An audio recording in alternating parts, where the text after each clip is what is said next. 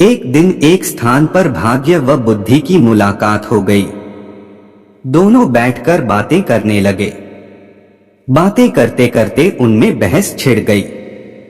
भाग्य ने कहा, मैं बड़ा हूं, अगर मैं साथ न दूं तो आदमी कुछ नहीं कर सकता। मैं जिसका साथ देता हूं उसकी जिंदगी बदल जाती है, उसके पास बुद्धि हो या न हो।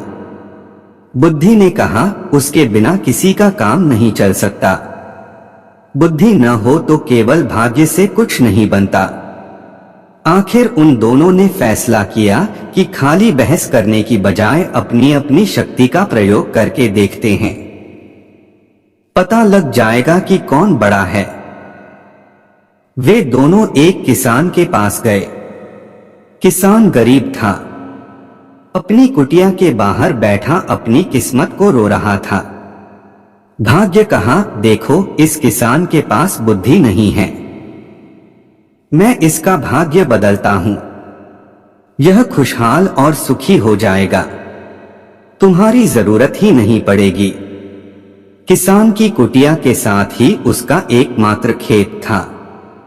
उसने ज्वार बो रखी थी, बालियां आ ही रही थी। इस बार उसने बालियों को निकट से देखा। बालियों में ज्वार के स्थान पर भाग्य के प्रताप से मोती लगे थे। बुद्धिहीन किसान ने अपना माथा पीटा, अरे इस बार तो सत्यानाश हो गया। ज्वार के स्थान पर ये पत्थर कंकड़ से भला क्या उगाए हैं। वह रो ही रहा था कि उधर से उस राज्य का राजा और उनका मंत्री गुजरे। उन्होंने दूर से ही ज्वार की वह खेती देखी, मोतियों की चमक देखते ही पहचान गए। दोनों बग्घी से उतरे और निकट से देखा, वे तो सचमुच के मोती थे। दोनों बोले कि यह कितना धनी किसान है जिसके खेत में मोती ही मोती उगते हैं। मंत्री ने किसान से कहा, भाई हम एक बाली तोड़कर ले जाएं।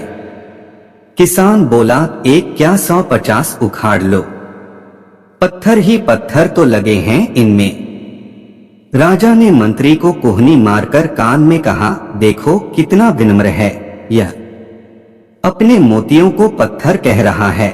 मंत्री ने कहा, और दिल भी विशाल है, हमने एक मांगा और यह 150 ले जाने के लिए कह रहा है। वे 2 बालियां तोड़कर ले गए।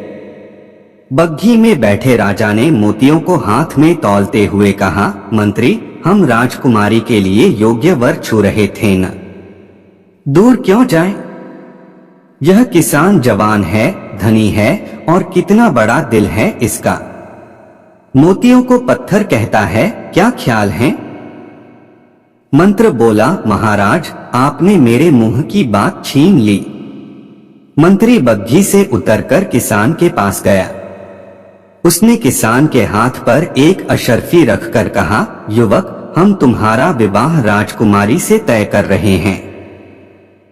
किसान घबराया, नहीं मालिक, मैं एक निर्धन किसान। और मंत्री समझा कि विनम्रता के कारण ही वह ऐसा कह रहा है। उन्होंने उसकी पीठ थपथपाकर उसे चुप करा दिया। राजा के जाने के बाद किसान ने लोगों को बताया कि उसकी शादी राजकुमारी से तय हो गई है। सब हंसे। एक ने कहा, अरे बेवकूफ, यह शायद तुझे मरवाने की चाल है, हम तो तेरे साथ नहीं चलने के, कहीं हम भी न मारे जाएं, अकेले अपनी बारात ले जाइयो। किसान को अकेले ही जाना पड़ा।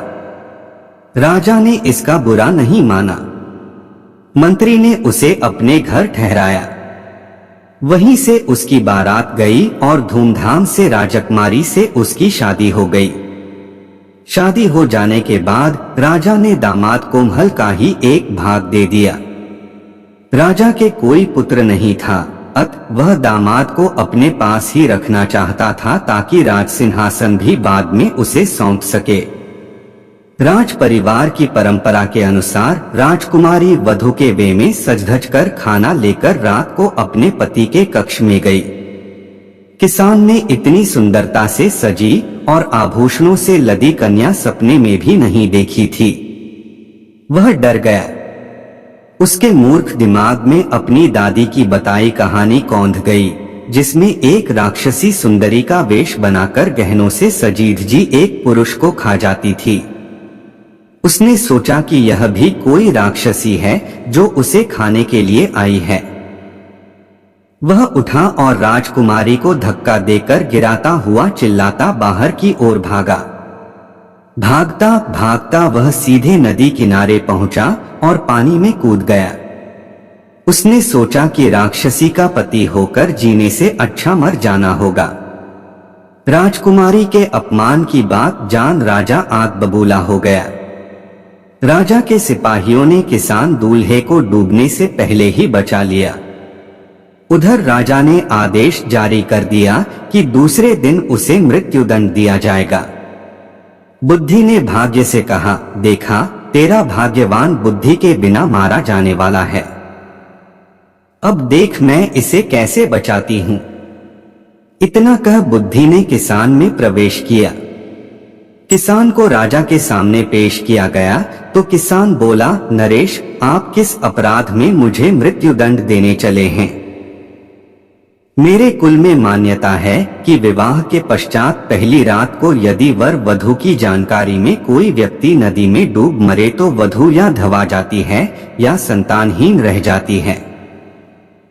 जब मेरी पत्नी मेरे कक्ष में आई तो नदी की ओर से मुझे बचाओ बचाओ की पुकार सुनाई दी। मैं अपनी रानी पर किसी अनिष्ट की आशंका से ही कांप उठा और उठकर डूबने वाले को बचाने के लिए भागा। आप मुझे कोई भी दंड दें, मैं अपनी पत्नी के लिए कुछ भी करूंगा। उसकी बात सुनते ही राजा ने उठकर किसान को गले लगा लिया। पिता पुत्री ने लज्जित होकर किसान से अपने संग व्यवहार के लिए माफी मांगी। फिर तीनों खुशी खुशी अंतरंग महल की ओर चल दिए। बुद्धि ने मुस्कुराकर खिसियाए भाग्य की ओर देखा। दोस्तों, वीडियो अगर पसंद आयो हो तो लाइक और शेयर करें और हमारा मनोबल बढ़ाने के लिए कमेंट करें और इसी तरह की वीडियोस के लिए चैनल को सब्सक्राइब जरूर करें। धन्यवाद।